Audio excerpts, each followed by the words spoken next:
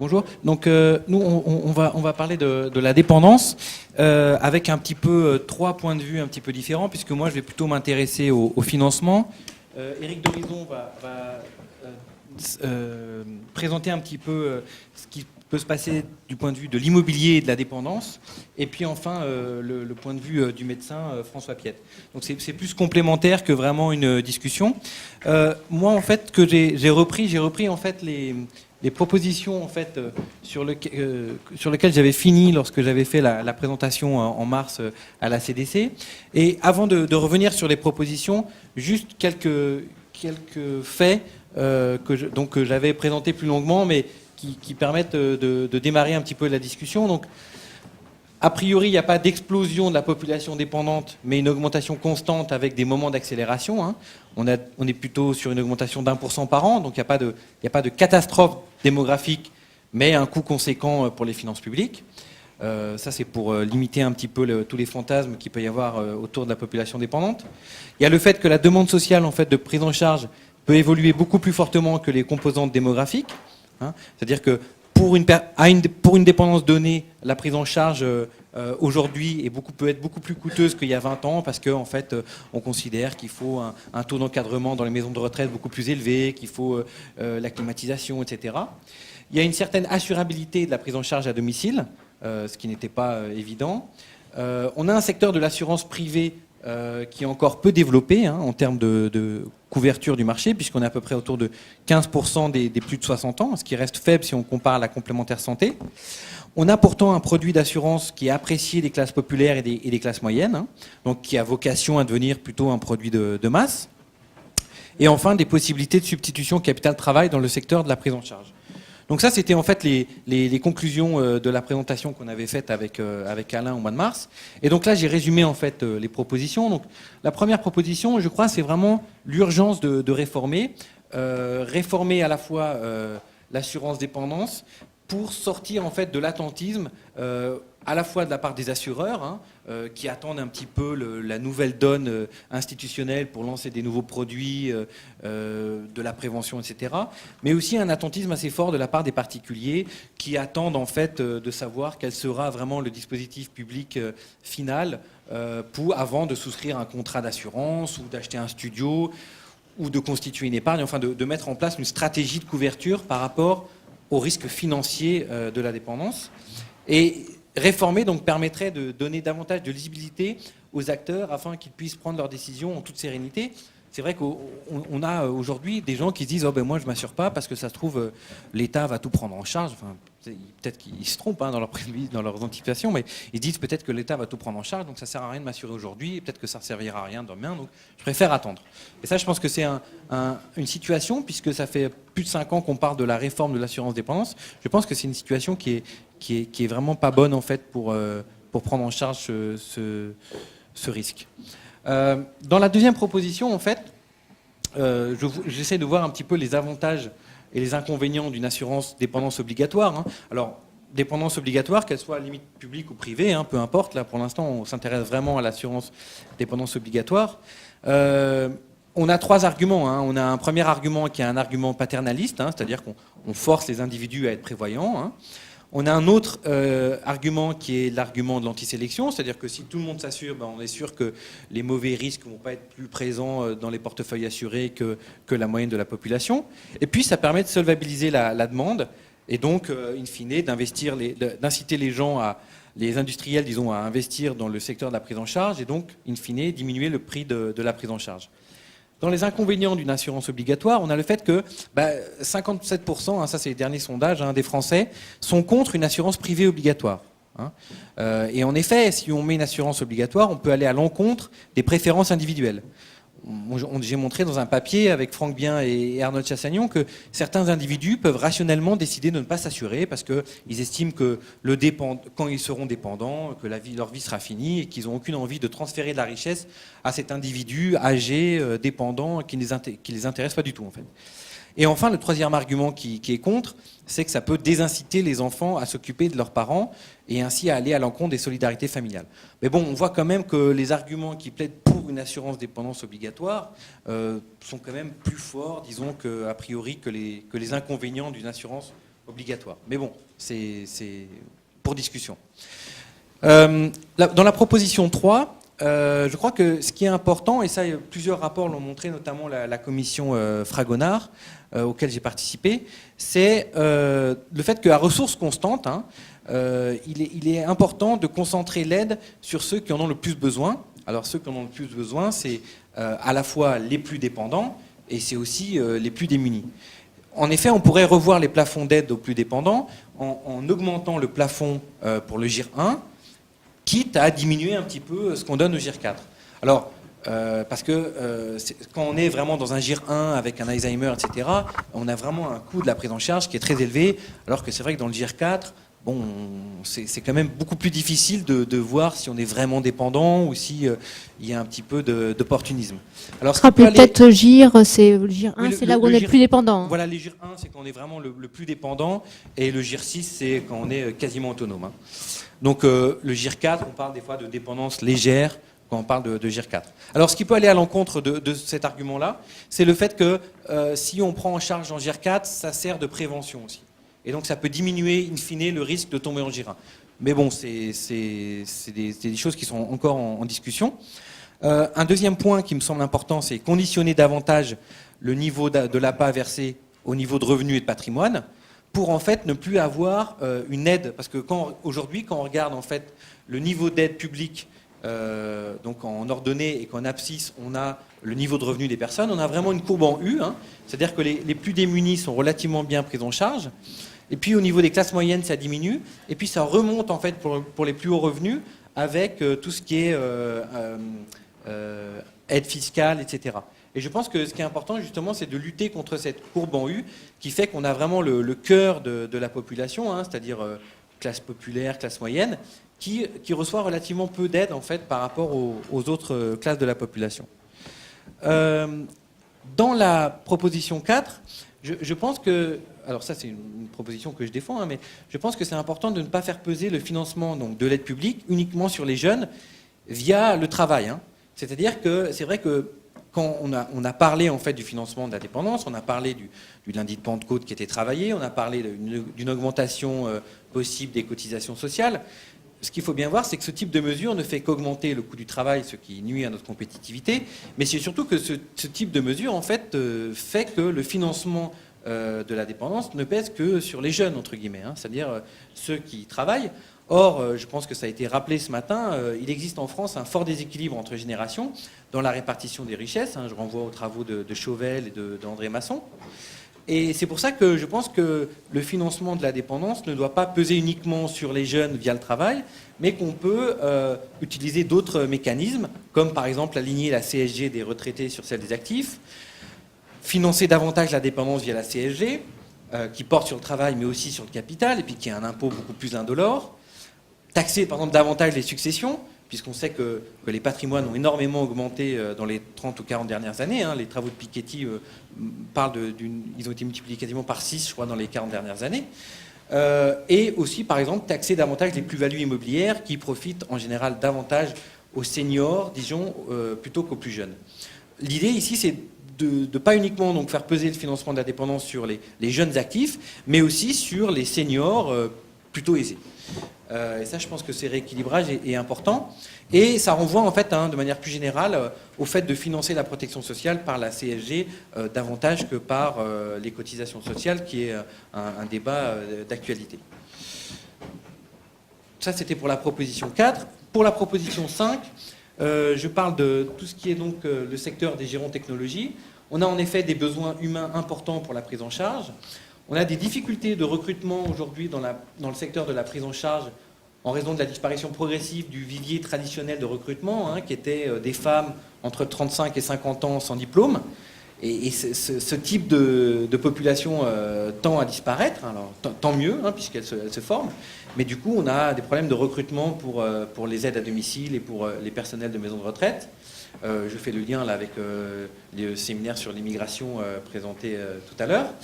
Et un point qui peut être important, et ça c'est les Japonais qui ont beaucoup travaillé là-dessus, c'est la possible substitution donc capital-travail sur le secteur de la prise en charge avec tout ce qui est donc ce qu'on appelle gérontechnologie, c'est-à-dire en fait tout ce qui est robot domestique. hein. Les Japonais ont énormément investi là-dedans et avec des résultats assez surprenants. Mais pour avoir ce secteur donc, des gérontechnologies, il y a un besoin d'un soutien à l'innovation. Voilà. Un autre dernier point pour revenir en fait à l'assurance obligatoire, c'est qu'une assurance obligatoire, publique ou privée, permettrait donc de solvabiliser la demande et donc inciterait davantage les industriels à investir dans ce secteur des gérontechnologies, ce qui a été fait au Japon. Voilà, donc je suis crois, pile poil dans les temps. Exactement. Je vais passer la parole donc maintenant à Eric d'Horizon qui va parler notamment des établissements pour personnes dépendantes. Merci, bonjour. Effectivement, je suis discutant opérateur, je dirais cet après-midi, opérateur, observateur. Je travaille à la Caisse des dépôts et dans une de ses nombreuses missions, la Caisse a stratégiquement décidé de s'intéresser plus particulièrement au financement de l'immobilier à destination des personnes âgées. C'est à ce titre que j'ai répondu favorablement à l'invitation d'Isabelle. Et donc, de façon beaucoup plus, encore une fois, opérationnelle, enfin observateur de ce qui se passe dans le pays sur la prise en charge de la grande dépendance. Cela va m'amener à, comment dire, essayer de poser deux ou trois questions aux éminents représentants dans la salle ou à mes côtés. Questions qui se posent sur un certain nombre de sujets autour de la définition même de la dépendance, le rôle des uns et le rôle des autres. En tout cas, ce que nous constatons, même si on dit que l'impact pour les finances est de l'ordre de 1 à 10 entre la problématique retraite et la problématique dépendance, si on considère que les retraites pèsent environ 14% du PIB, on est donc sur un sujet lié à la dépendance qui pèse environ 1,5 point de PIB, ce qui dans nos économies d'aujourd'hui n'est pas neutre. Donc le sujet est quand même extrêmement concret dans chacun de nos territoires. Mais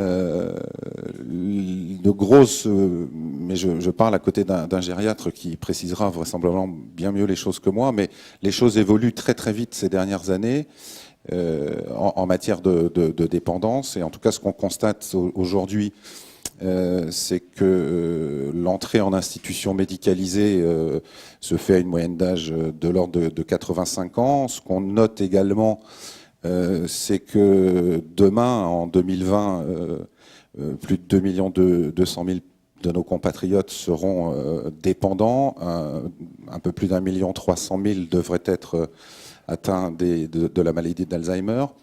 Et puis, d'un point de vue financier, ce que je constate, et avec tous mes collègues France Entière, c'est que dans les établissements où nous accueillons pour les 400 derniers jours de leur vie, puisque c'est la durée moyenne de séjour actuelle des entrants en établissement médicalisé, ce que je constate, c'est que le reste à vivre de plus de 75% des gens qui sont en établissement médicalisé, le reste à vivre est inférieur, donc 75% d'entre eux est inférieur à 500 euros par mois, et que le reste à charge moyen sur les derniers chiffres connus de 2011 de l'adresse, laisse apparaître un reste à charge moyen pour être en établissement médicalisé à hauteur de 1 500 euros en moyenne. Alors, sur ces constats, notre regard, nous, à la Caisse, et en particulier dans mon métier, malheureusement, ça va encore un tout petit peu plus loin parce que quand on est dans les territoires, quand on discute de la dépendance avec les conseils généraux, avec les agences régionales de santé, on entend parler partout du reste à charge, on entend partout parler du prix de journée et on entend tout le monde expliquer que le prix de journée est trop important. Le prix de journée en établissement. Le prix de journée en établissement qui comprend un certain nombre de postes, mais partout, le prix de journée est trop important. C'est le critère sur lequel se fondent un certain nombre de décisions publiques, conseils généraux et agences régionales de santé. Alors dans le même temps, notre regard, nous, à la Caisse, il est un peu brutal. On parle assez peu des 450 000 chutes par an à leur domicile, des plus de 60 ans dans notre pays. C'est 450 000 chutes qui génèrent environ 300 000 entrées aux urgences hospitalières.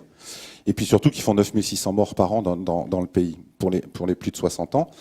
Et qui sont liés là, je suis sorti des établissements médicalisés, je suis au domicile de nos compatriotes, je suis dans leur résidence principale. Et je constate une adéquation, une adaptation à peu près généralisée de l'état du patrimoine dans lequel nous vivons par rapport aux premiers signes de la dépendance. Et c'est un sujet sur lequel des réflexions alors, économico, technico, financières sont en train de se mettre en place. Évidemment, dans ce concert, les Français continuent à préférer le maintien à domicile, mais le maintien à domicile dans des conditions où vous ne pouvez pas rester à domicile, ou par exemple vous risquez ce type d'incident, c'est pas si simple que ça. C'est assez simple d'en parler au journal de TF1 avec Claire Chazal. C'est un tout petit peu plus difficile de le mettre en œuvre réellement. Et donc, première petite conclusion, il est semble-t-il erroné de vouloir opposer maintien à domicile et placement en institution pour qui a pu s'occuper, mais je parle à côté d'un gériatre qui est encore une fois bien plus compétent que moi pour en parler, mais pour qui a pu ou dû s'occuper d'un parent GIR 1 comprend que le maintien à domicile à tout prix et surtout si les conditions ne sont pas réunies ne permet pas tout. Alors, donc ça c'est la première petite conclusion que je voulais donner, c'est effectivement vouloir opposer maintien à domicile au placement en institution est vraisemblablement une erreur. Et puis je voulais lancer deux petits cris d'alarme. Effectivement, vous en avez un tout petit peu parlé. La définition des GIR dans notre pays, de GIR 1 à 6, fait l'objet d'un certain nombre de petits débats. Peut-être que vous nous donnerez l'actualité d'ailleurs. Mais il est certain que vouloir gérer ou accompagner le GIR 4 ou de la même manière que le GIR 1, c'est-à-dire au dernier stade de la maladie, est vraisemblablement une hérésie. Pour autant, la réforme de cette classification de la dépendance, qu'est-ce que la dépendance d'ailleurs, n'est pas encore en œuvre. Et puis alors sur l'impact, et vous l'avez dit aussi, l'impact des pouvoirs publics concernant la prise en charge des plus démunis et des plus dépendants. Nous avons dans notre pays aujourd'hui un système qui s'appelle l'habilitation à l'aide sociale, notamment mis en œuvre dans chacun des départements par les conseils généraux. Le cri d'alarme, il est que tout simplement, encore de nombreux départements français continuent à habiliter certains établissements à 100%, de sorte que le prix est strictement encadré dans ces établissements, et donc ils prennent en charge, évidemment, c'est bien le but social, ils prennent en charge pour les plus démunis la totalité du prix. Par contre, on sait tous, et les statistiques nationales le démontrent, que dans l'établissement, en moyenne nationale, un peu moins de 30% des gens sont sous les minima sociaux qui permettent l'habilitation à l'aide sociale. Donc, in fine, ce sont l'ensemble des classes sociales qui peuvent bénéficier de ces tarifs et être prises en charge de façon... d'avoir une contribution au règlement de leurs prestations identique aux cas les plus sociaux qui ont le plus besoin et qui sont les plus démunis. Voilà quelques regards et je vais rendre la parole à mon éminent voisin qui va beaucoup mieux parler que moi de la vraie dépendance. Vous avez le vôtre. Bonjour. Ça va, ça marche, oui. Donc, effectivement, je suis médecin et je suis très impressionné de venir parler devant vous parce que vous êtes tous d'éminents économistes et que, comme pas mal de professionnels, c'est moi qui parle pas assez fort peut-être, professionnels de santé, je me reconnais un peu dans la phrase de Pierre Daninos, c'est-à-dire que j'ai la faiblesse de penser que je suis pas bête pour 2 sous, mais pour 1 milliard, je deviens complètement idiot. Donc, je vais quand même essayer de m'aventurer sur ce que j'ai prévu de vous dire, qui n'est pas d'ailleurs une approche médicale de la dépendance. C'est peut-être dommage, mais j'avais pas compris que c'était ça, mais plutôt une réaction aux documents qui m'ont été fournis. à savoir les présentations sur la santé et la dépendance qui ont été faites en mars 2012 à la CDC, et puis la note de M. Plisson plus récente. Alors, il est important déjà de quand même bien revenir sur la notion qu'il y a une séparation importante entre la dépendance et la limitation des capacités fonctionnelles que beaucoup de gens ressentent passé 60 ans ou 70 ans, difficulté à courir, difficulté à faire un certain nombre d'actes de la vie, d'actes un peu exceptionnels de la vie quotidienne. Que la dépendance, on peut trouver toutes les définitions qu'on veut, mais la moins mauvaise reste, pour décrire la situation actuelle, une définition administrative, c'est-à-dire que sont dépendants les gens qui ont demandé à bénéficier d'une aide à la dépendance. Alors, c'est forcément très imparfait, mais on n'a pas beaucoup mieux.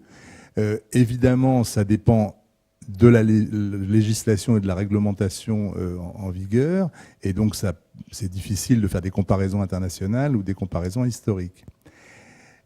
J'ai cru comprendre d'un certain nombre de discussions que j'ai pu avoir dans le cadre des contacts que j'ai avec certains d'entre vous, que la dépendance vue du côté des pouvoirs publics, c'est-à-dire des GIR, groupes iso-ressources 1 à 4, n'était pas tout à fait la dépendance telle que l'imaginent ou telle que l'envisagent plus exactement les assureurs, qui serait plutôt une possibilité de prise en charge des GIR 1 à 3. Et on comprend bien que c'est quand même assez important, puisqu'on est à 1 200 000 dépendants GIR 1 à 4, et que si on enlève les GIR 4, on tombe à 650 000 ou quelque chose d'approchant. Nos prévisions sur la dépendance reposent sur des modèles. Le modèle le plus connu est celui de la compression de la morbidité avec le recul de l'âge de l'apparition des incapacités, modèle de Friis. Modèle qui repose sur un optimisme qui n'est pas confirmé dans les faits, ou en tout cas pas entièrement confirmé dans les faits. Actuellement, il n'est pas certain que l'espérance de vie sans aucune incapacité suive l'espérance de vie tout court, comme on l'avait dit il y a 10 ans. Alors, l'espoir, c'est que entre ces incapacités et la dépendance, on arrive à faire des graduations, et que peut-être l'espérance de vie sans dépendance, au sens GIR 1 à 3 par exemple, lui suivent effectivement l'espérance de vie tout court, donc autrement dit que ce soit toujours les 2-3 dernières années qui soient concernées. Alors il y a d'autres théories, celles de l'équilibre dynamique, qui sont sans doute un peu plus réalistes que la théorie de Friis. Je me suis repenché sur les chiffres qui avaient été présentés, et notamment je suis retourné aussi, qui avaient été présentés en mars, et notamment je suis retourné au rapport Rousseau-Debord, parce que finalement, on dit la dépense publique, c'est 22 milliards pour la dépendance. Alors, quand on creuse un peu, c'est quand même un tout petit peu troublant, parce que, par exemple, il y a 12 milliards venant de la sécurité sociale qui sont sur les soins aux personnes dépendantes, et qui ne sont pas, à proprement parler, la prise en charge de la dépendance. Ou alors, il faudrait afficher très clairement que les personnes dépendantes ne font plus partie des citoyens normalement couverts par la sécurité sociale, et qu'ils ont besoin de quelque chose de spécial. Je pense que ça serait socialement difficile à défendre. De même, dans ces 22 milliards, il y a 2 milliards d'aides sociales départementales à l'hébergement, qui est une disposition pour faire face à la pauvreté, comme toutes les dépenses d'aide sociale. Et je ne vois pas ce que ça a à faire avec la dépendance à proprement parler. Donc, ces 22 milliards, il convient de découper au milieu de ça. Alors pour le reste, bon, tout le monde est à peu près d'accord. Il y a environ 4,7 milliards d'APA, d'aide personnalisée à l'autonomie, qui dépend justement des fameux GIR. Il y a 2,1 millions environ d'exonération fiscale et sociale pour faire du maintien à domicile, et environ 1 milliard d'aide au logement. Mais bon, donc ces 22 milliards sont sans doute un peu surestimés par rapport à ce que c'est vraiment que la prise en charge publique de la dépendance. Ou alors, il faut appeler ça la prise en charge publique des malades, des personnes dépendantes, ce qui n'est quand même pas tout à fait pareil. Mais le plus important, c'est évidemment le reste à charge. Parce que si on compte à peu près avec les chiffres que mon voisin a rappelés, sur les coûts en établissement et sur les coûts de maintien à domicile, déduction faite de l'apport public, on arrive à 11,5 milliards pour le maintien à domicile et 14,5 milliards pour les institutions. Donc 26 milliards de reste à charge, ce qui évidemment est assez énorme quand on parle de pouvoir d'achat. Alors ce qui est clair, c'est que les personnes âgées, d'une façon générale, et les dépendantes ne font pas exception à la description, ne veulent pas être discriminées ou stigmatisées. C'est-à-dire que les soins, ils entendent bien qu'ayant cotisé la sécurité sociale, on ne fasse pas rentrer les soins dans autre chose. Et la pauvreté, c'est une aide globale à l'ensemble des problèmes de pauvreté. Donc ça paraît assez difficile de toucher dans un nouveau dispositif à ces deux postes-là. On sent bien aussi que les pouvoirs publics auraient les plus grands mal à toucher à d'autres postes, celui des exonérations fiscales et sociales, parce que grosso modo ça crée de l'emploi, et qu'on est quand même dans une période où on souhaite avoir des emplois, et que l'aide au logement, on a aussi besoin de logement d'une façon générale. Alors évidemment, l'APA, lui, peut être contraint, on peut essayer de le diminuer un peu, mais en pratique, on voit mal comment ça va se produire, et donc il est plus probable qu'il va falloir appliquer des politiques publiques dans le cadre de la philosophie générale des politiques publiques. Et on voit bien qu'en ce moment, on évolue assez fortement vers une augmentation de la CSG notamment. Alors maintenant, qu'est-ce que ça va résoudre par rapport à tout ça, j'en sais rien. Mais en tout cas, je crois qu'aucune politique publique n'envisage véritablement de s'attaquer, enfin je crois en tout cas, au reste à charge. Et on voit quand même effectivement, il suffit de prendre le rapport entre 26 milliards à trouver pour le reste à charge et 26 millions d'actifs. Bon, ça veut dire que grosso modo, si on ne faisait porter que sur les actifs, c'est 1 000 euros par an ou 80 euros par mois. Alors évidemment, on peut s'étendre aux retraités, ça a été dit, qui pourraient voir leur CSG augmenter, etc. On peut tourner vers les revenus sur le capital, etc. Mais enfin, grosso modo, ça va rester à 50, 60 euros par mois minimum. Alors, finalement, comment on pourrait envisager de faire quelques économies ? Je crois qu'il ne faut pas se tromper. Certaines personnes ont assez bien compris, par exemple pour l'entrée en institution, que il faut mieux, si on est à peu près certain de la moralité de ses enfants et de ses petits-enfants, faire des donations. Parce que en pratique, quand on a un bien immobilier, ou à fortiori plusieurs, on ne bénéficie jamais du système d'aide sociale à l'hébergement, puisque l'aide sociale et l'hébergement sont un de ces modes de financement, c'est l'hypothèque des biens. Donc évidemment, on ne va pas faire hypothéquer ces biens. Par contre, si on les a donnés 10 ans avant, on est un peu tranquille. Donc il y a quand même une éventualité d'un système de vases communicants. J'ai vu que M. Plisson prônait aussi les donations pour favoriser la transmission plus rapide du patrimoine. Bon voilà, il faut aussi savoir que ça a quelques conséquences. Les autres modalités de réduction des coûts, il y a la prévention. Alors la prévention, c'est bien l'idée de se rapprocher du modèle de Friis, c'est-à-dire ce qu'on a appelé la rectangularisation de la fin de vie, c'est-à-dire que si les fonctions diminuent comme ça, on voudrait qu'elles diminuent comme ça, c'est-à-dire qu'on soit en forme jusqu'à la veille de sa mort, et les plus optimistes disent pourquoi pas le jour même. Mais donc, ah non, après ça n'a pas été envisagé, là ça vous dépassez tous. Bon, le deuxième point qui pourrait limiter les coûts, c'est effectivement celui de ces fameuses gérontechnologies dont on parle. Mais il faut bien comprendre qu'une des difficultés pour développer ce secteur, c'est finalement la multiplicité des acteurs qui sont susceptibles d'en bénéficier. Quelques exemples. Si on considère que des technologies devraient permettre de maintenir les personnes au domicile plus longtemps, le reste à charge étant plus important en institution qu'au domicile, les personnes âgées elles-mêmes et leurs familles devraient avoir intérêt à investir dans ces technologies. D'accord, premier type de bénéficiaire. Deuxième type de bénéficiaire, si dans les technologies, parlons de télémédecine par exemple, eh bien théoriquement ça doit diminuer les dépenses d'assurance maladie en termes d'ambulance, en termes de passage aux urgences, en termes d'hospitalisation inutile. Donc deuxième type d'acteur, d'acteur qui peut en bénéficier, l'assurance maladie.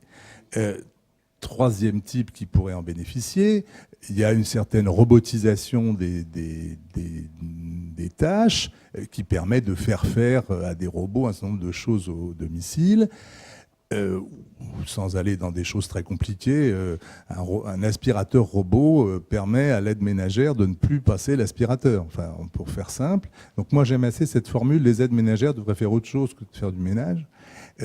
Parce que effectivement, elles peuvent contribuer à quelque chose, c'est-à-dire de la stimulation intellectuelle ou physique pour que les personnes restent au domicile. Donc, tout ce qui va, ce type de technologie, de robotisation, de mécanisation, doit permettre de faire des économies sur l'APA avec une modification comme ça a été dit, de substitution capital-travail. Donc, le problème, c'est que ces ensembles d'économies possibles, il n'y a pas de guichet unique.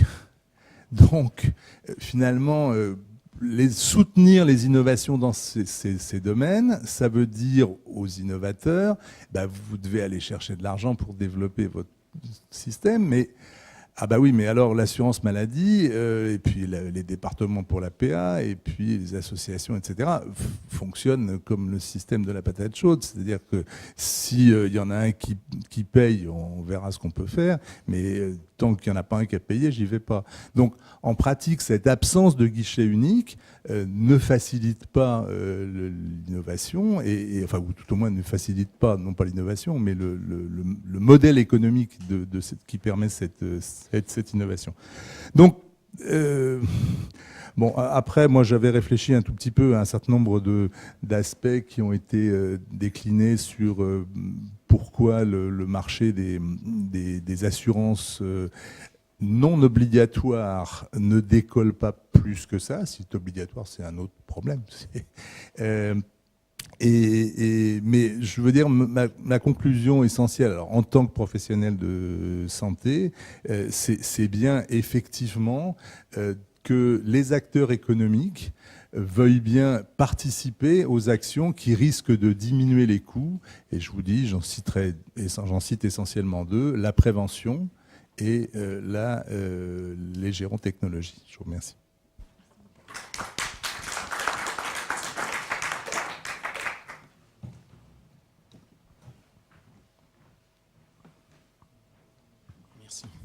Didier Duplan, directeur adjoint d'une fédération d'aide à domicile, ADESA à domicile. Je reviens sur les propos de M. Plisson, même si M. Miette a un petit peu aplani certaines choses, et je l'en remercie. Je suis surpris qu'on parle de financement avant d'avoir défini ce qu'on veut financer. Je suis surpris qu'on ne parle pas de risque. Je suis surpris qu'on parle d'industrie. On parle de personnes, il me semble. Ce seront nous-mêmes dans quelques temps. Donc je suis surpris de tout un tas de choses qui font oublier quand même la nécessité d'une notion de solidarité, d'une notion d'équité. Donc l'assurance, qu'elle soit privée, parapublique, tout ce qu'on veut, n'est pas une solution qui permet d'avoir un accès équitable en cas de perte d'autonomie. Donc il y a tout un tas de choses qui me surprennent et j'ai l'impression qu'on prend un petit peu, excusez-moi, les choses un petit peu à l'envers.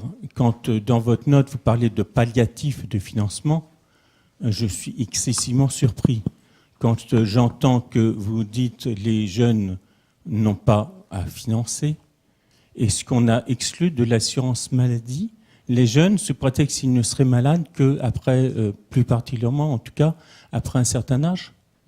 Alors, si on met en cause tout le système de la sécurité sociale, moi je ne vais pas avoir beaucoup ma place ici, mais ce n'est pas un problème, mais je trouve qu'en termes de choix de société, d'engagement et de solidarité justement intergénérationnelle, on n'est pas un problème de transmission de patrimoine quand on sait que le patrimoine moyen en France est à moins de 250 000 euros, que le reste à charge moyen est de 20 000 euros par an, on parle bien de moyenne, que la moyenne de perte d'autonomie, elle est quand même plutôt de 4 ans. Donc voilà, on multiplie tous ces chiffres et puis on s'aperçoit que finalement, je ne suis pas sûr que ce soit le seul problème, qu'on est dans une situation effectivement où les plus jeunes rentrent de plus en plus tard dans la vie active et que si on ne fait rien, en dehors d'autres aspects de planète qui ne feront pas l'objet de débat ici, on va mettre nos propres enfants dans des situations absolument inextricables, sans parler de nous-mêmes, parce qu'on a aussi un appauvrissement général, effectivement, des patrimoines, ce qui fait que nos aînés ont plus de chances de moins mal s'en sortir que nous, etc. Donc je suis surpris qu'on prenne le problème par un bout, qui est un point d'entrée certainement, mais qui occulte les autres sujets. Alors, déjà, en fait, ce qu'on m'a demandé ici, en fait, c'était juste de résumer en fait les propositions que j'avais faites à la fin d'une présentation qui était beaucoup plus longue en fait sur la dépendance. Donc là, c'est vraiment, on m'a demandé juste de faire uniquement quelles pourraient être les propositions. Donc c'est pour ça que j'occulte énormément de choses dans ce que j'ai fait là, mais c'était voulu en fait. Moi, il est vrai que j'ai une approche financement, parce que c'est ce que je connais le mieux, et que je ne suis pas médecin, et que c'est vrai que sur ces problématiques qui ont été soulevées de l'aide publique pour la dépendance, que le fait qu'on inclut en fait dans cette aide publique des choses qui ne sont peut-être pas pour la dépendance, c'est vrai que moi en tant qu'économiste, je connais beaucoup moins ça, donc je serais ravi que les médecins nous donnent un chiffre peut-être plus fin sur qu'est-ce qui relève vraiment de la dépendance. Par contre, en revanche, sur les aspects intergénérationnels, justement, moi je parle bien de solidarité, et ce que je dis, c'est que s'il y a un coût, une prise en charge à financer, parce que on peut avoir un aspect prise en charge, humain, etc. Moi, je regarde les aspects vraiment financement plus macro. Mais s'il y a un coût à financer, je pense que justement, si on veut être un peu équitable, je ne vois pas pourquoi il n'y aurait qu'une partie de la population qui financerait ce coût. Et quand on voit en fait la distribution, par exemple, des patrimoines aujourd'hui en France, on voit qu'elle est quand même fortement concentrée chez les seniors et pas chez les jeunes actifs qui, eux, sont plutôt pour 25%, les 18-25 ans au chômage, etc. Donc moi, l'idée, c'est plutôt de dire, voilà, s'il y a un coût à financer, qu'on ait une répartition un peu équitable, que ça ne soit pas que le travail, que ça soit aussi le capital, que ça ne soit pas que les jeunes, mais que ça soit aussi les retraités aisés. Et c'est pour ça que pour avoir une approche un peu plus équitable, je pense que, alors c'est une idée, on peut en discuter, mais un financement via la CSG, par exemple, me semble avoir une assiette beaucoup plus large, en fait, et donc du coup beaucoup plus équitable que les cotisations sociales qui pénalisent vraiment uniquement ceux qui travaillent, quoi. Donc c'était ça mon idée. Alors peut-être que je l'ai mal défendu, mais c'était ça mon idée. Oui, enfin, je pense, Stéphane Le Bouler, j'ai conduit un certain nombre de travaux sur les questions de dépendance et les politiques publiques en la matière. Mais il n'y a pas simplement ce que vous dites, et sans prendre la même approche que l'intervenant précédent. C'est un biais de dire que la réforme qui s'essaye depuis 5 ans est une réforme de l'assurance dépendance. C'est tout simplement faux. C'est pas ça qui s'essaye depuis 5 ans. C'est une réforme de la prise en charge de la dépendance. Ce n'est pas du tout la même chose.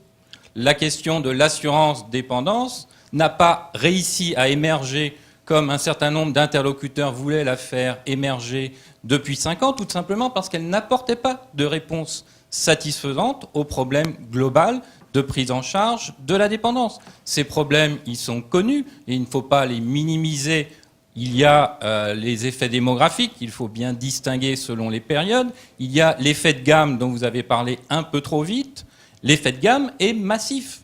Quand on veut bien prendre en charge correctement ou considérer une prise en charge correcte des individus en établissement et à domicile, l'effet de gamme de la prise en charge de la dépendance est massif et bien plus important que l'effet démographique. Et quand on passe avec des prévisions modestes de 0,90% du PIB à 1,6% du PIB entre 2005 et 2020-2025, ce n'est pas du tout un saut modeste, et sans parler de ce qui se passe en 2040 ou 2045. Donc il y a un effort massif à consentir, et on ne peut pas le réduire à une modalité de financement particulière, puisqu'il y a plusieurs sujets à couvrir dans cette réforme de la dépendance et pas de l'assurance dépendance. Il y a un problème massif de soutien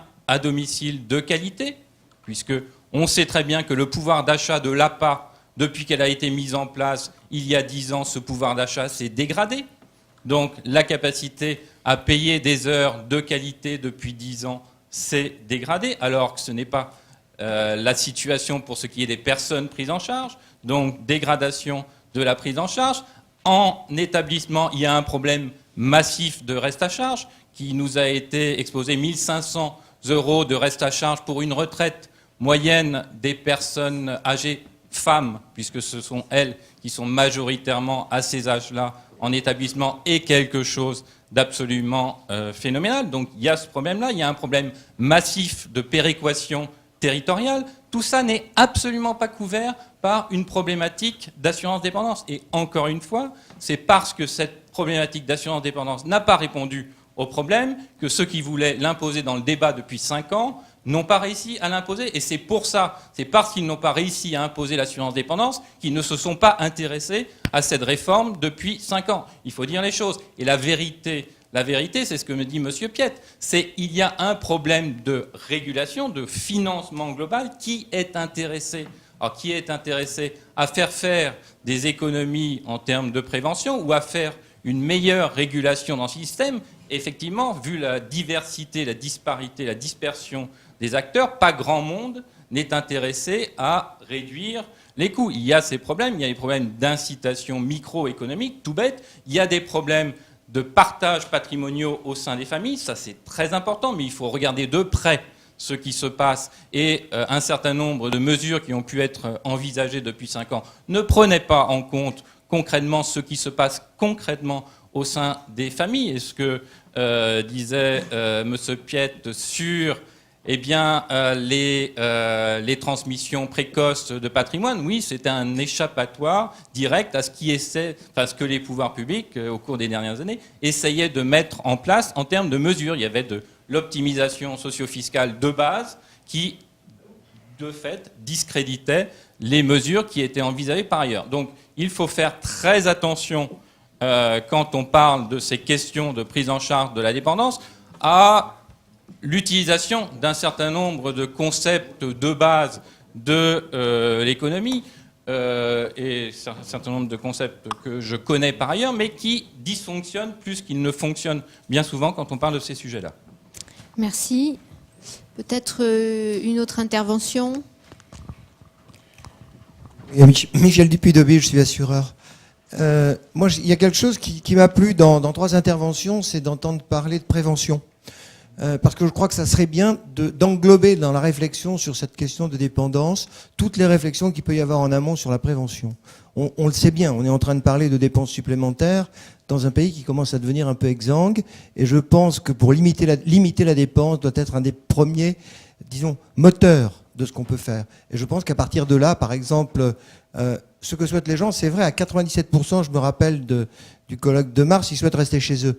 Pour qu'ils restent chez eux, il y a peut-être un chiffre qui serait intéressant qu'on ait, c'est dans la séparation entre les maladies neurodégénératives et puis les dépendances liées aux accidents, quelle proportion cela représente-t-il? Parce que je pense, par exemple, que en ce qui concerne la prévention des accidents à domicile des personnes âgées, il y aurait peut-être un certain nombre d'innovations que l'on pourrait faire, que ce soit peut-être en matière publique. C'est vrai que les niches fiscales, c'est peut-être pas bien vu à l'époque actuelle, mais on pourrait imaginer qu'à partir d'un certain âge, l'adaptation des logements, qui sont pas des éléments forcément fort coûteux, dès lors où il s'agit simplement de mettre une rampe quelque part ou d'adapter une salle de bain, c'est pas forcément quelque chose de très coûteux. On pourrait imaginer quelque chose. Je pense aussi qu'il pourrait y avoir de l'imagination et de l'innovation en matière d'assurance sur des contrats d'habitation qui pourraient peut-être prendre en charge une partie de ces améliorations dès lors que les gens sont dépendants ou dès lors peut-être que les gens ont déjà eu un accident à domicile.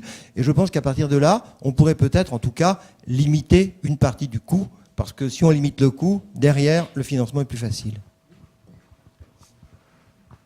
Merci. Des réactions de la tribune? Je réponds peut-être à la question précédente. Déjà, juste un point sur l'aide sociale.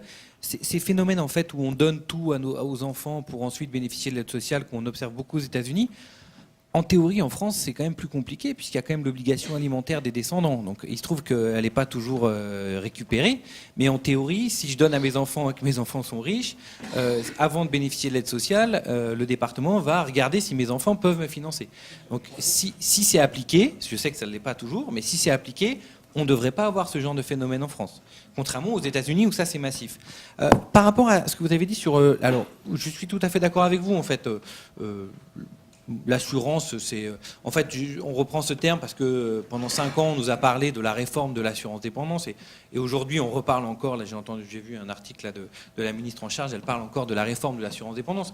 Moi, c'était assurance au sens large, hein, c'est-à-dire assurance privée, assurance sociale. Hein, c'était vraiment financement du risque dépendance. Hein. Donc, c'était pas du tout uniquement privé quand j'ai pris ce mot-là. Après, c'est vrai que moi, j'ai une approche qui est uniquement sur le financement, mais parce que, voilà, je vais pas m'aventurer sur des champs que je connais pas, c'est-à-dire le secteur de la prise en charge, etc. Enfin, je connais un petit peu, mais beaucoup moins. Mais vous avez raison, le problème, c'est pas l'assurance, le problème, c'est que les gens soient bien pris en charge. Pour qu'ils soient bien pris en charge, un des aspects, c'est quand même de le financer. Et quand vous parlez des problèmes entre départements, derrière, on a bien un problème de financement. D'une assurance sociale, mais un problème de financement. Une dernière question. Assurance. On n'a pas parlé de la réversibilité du girage, alors que l'on sait très bien, les professionnels de santé, qu'un GIR 4 est réversible s'il est bien pris en charge en partie, un GIR 3 un peu moins et un GIR 2 encore moins. Qu'est-ce qu'on va financer? Est-ce que l'intérêt, comme le font certains acteurs, M. Piet le sait bien, que financer une bonne prise en charge d'une personne âgée va lui permettre de retrouver un girage supérieur? C'est une chose. Et deuxième point, je voudrais parler des gérontechnologies. Dans les différents échanges, dans le groupe de travail, société et vieillissement, la modératrice a volontiers parlé de technologies, certes pour les personnes âgées, mais également de technologies pour les malades et pour les personnes handicapées. Donc elle a parlé de technologies au sens large, de technologies pour l'autonomie, et pas spécialement de gérontechnologie. Elle a notamment mis en avant les concepts de design for all et d'usage équitable, qui font que les technologies, la conception des technologies doit être universelle et doit être utilisable par chacun. Pourquoi rester sur une terminologie de gérontechnologie alors qu'on recherche un modèle économique? Et pourquoi pas développer des technologies qui sont utilisables par tous, que la personne ait 80 ans, qu'elle soit handicapée à 30 ans, qu'elle soit cérébro-lésée avec les mêmes incapacités qu'une personne Alzheimer? Pourquoi garder ce terme de gérontechnologie qui va limiter la recherche de ce modèle économique? Ensuite, quel que soit l'usage qu'on en fait, on peut en varier les capacités d'usage et en modifier l'usage. On le voit très bien dans différentes technologies. Et inversement, le monde de l'autonomie est riche en technologies. Pourquoi pas les regarder de plus près pour les adapter pour des personnes plus âgées? Merci. Je réponds peut-être deux mots. Pour gérontechnologie, en fait, c'est parce que j'incluais aussi en fait tout ce qui est prévention des personnes âgées, en cas, par exemple le fait que les personnes âgées, si elles chutent, il y a un signal qui est envoyé, etc. Donc j'ai dit gérontechnologie parce que j'avais quelque chose d'un peu plus propre aux personnes âgées, mais vous avez raison, après il y a toute une série de techniques qui permettent l'autonomie qui ne sont pas propres aux personnes âgées. Mais il y a des dispositifs, par exemple, qui permettent de contrôler le niveau d'insuline dans le sang, etc., qui sont quasiment automatiques et qui, eux, sont vraiment propres aux personnes âgées. C'est pour ça que j'ai parlé de gérontechnologie.